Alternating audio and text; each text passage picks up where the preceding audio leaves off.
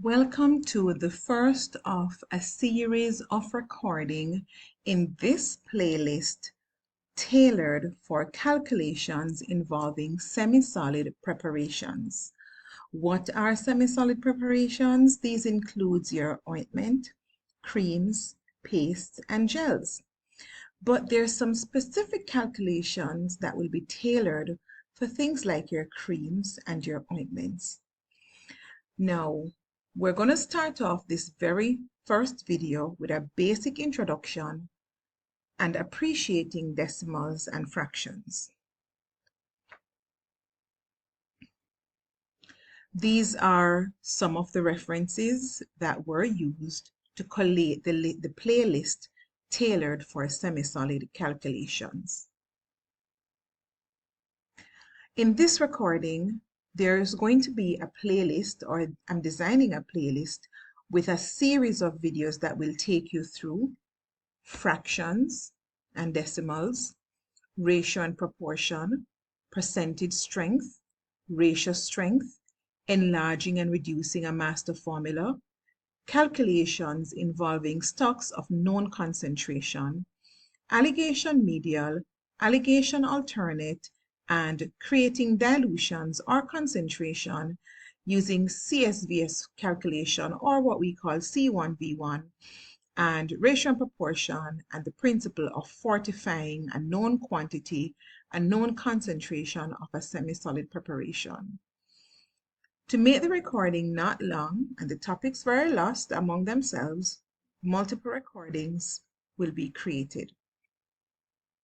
Firstly, just easing the math anxiety come by just appreciating the symbols which are used in pharmaceutical calculations. So you would have done this already in the fundamentals of PharmCal, but I saw it fitting to just put it back here so that when you see these in questions, you don't start panicking. So percent is the very first thing at the top of your list, and this is taken from Pharmaceutical Calculation, 13th edition, page 2. Percent means out of 100. We're going to go into that in another recording. Now, we normally do normal operations where we add, multiply, divide. These are common things. The divide sign, so you may see us using the slash as opposed to laying out a common fraction whenever we're doing our divisions. Now here, we may approximate values when we are rounding off, and we also may see the ratio symbol and the proportion symbol in our calculations. The first up is decimal and fraction, and so we are going to look at just basic appreciation of numbers. What does 0.25 mean?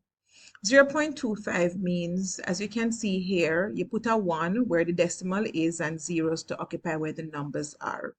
And so this would be 1, 0, 0, 25 over 100. And if you simplify this, this is a quarter. What is a quarter of 100? That's 25% that we're talking about right there. 0.125 now. The 1 goes where the decimal is, and so this has 3 zeros, and so this is 125 over 1,000. And if we should simplify this, it will be 1 over 8. Now, what is 1 over 8 in terms of percentage? 12.5%. So it simply means 1 over 4 means if you have 4 blocks, one of the 4 blocks would represent 25%. If you should divide those 4 blocks into 2 sets, 2 blocks in one set, 2 in another, each set of 2 would now be 50%, which is a half. And so try to create scenarios to make numbers be as relatable as possible to you. Now, this example was modified from the Khan and Reddy textbook. It's in one of the references I listed there, where it says, I think in the book they had 5 ounces of a drug, and I just simply changed it to grams for zinc oxide because we normally use zinc oxide a lot to compound ointments and paste and creams.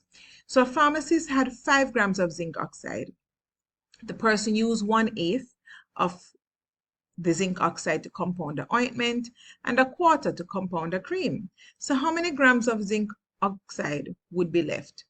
And I've highlighted the answer there for you, but I'm going to walk you through how this can be done in seconds, okay?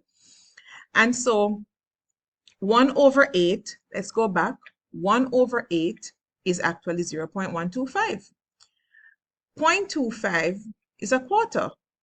And so we are really adding 1/4 and 1/8, which means that we're adding 0.125 and 0.25, and then we're subtracting it from the 5. This can be solved in seconds. So no need to panic. Whenever you see the questions for pharmaceutical calculation, just analyze and ask, what is it asking of you?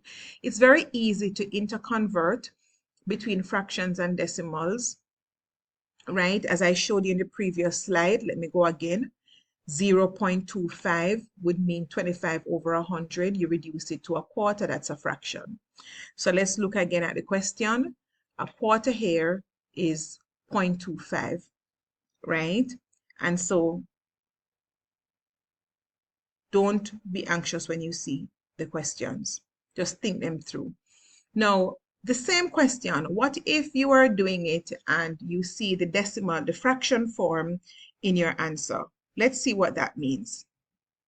In the fraction form, we are saying 5 minus 1/8 and 1/4 of the zinc oxide that was used.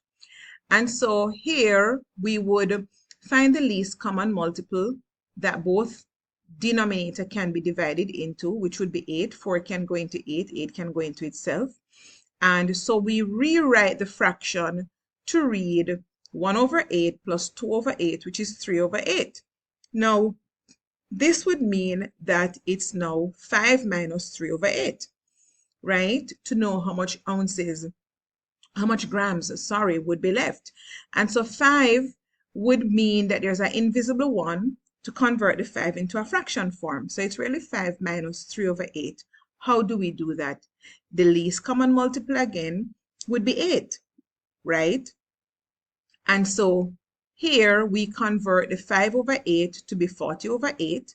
And so 40/8 minus 3/8 leaves us with 37/8. Now, when we reduce, you never finish a fraction until you reduce it to its lowest form. When you reduce it to 37/8, you'll get 38 can go into 37 4 times, because 8 4 is 32. And the remainder would be 5/8. If you should plug 5/8 in your calculator, you will get 0.625. And so remember, the previous slide, the answer was 4.625. In the fraction format, your answer would be 4 and 5/8. So remember, fractions is all about finding the lowest common multiple, appreciating your times table, and being able to follow your procedure systematically in solving. And that's the first recording for appreciating calculations for semi-solids involving decimals and fraction. Thank you. Remember to like the video, subscribe to the channel as I develop more content for you. Now move on to video number 2 in the playlist.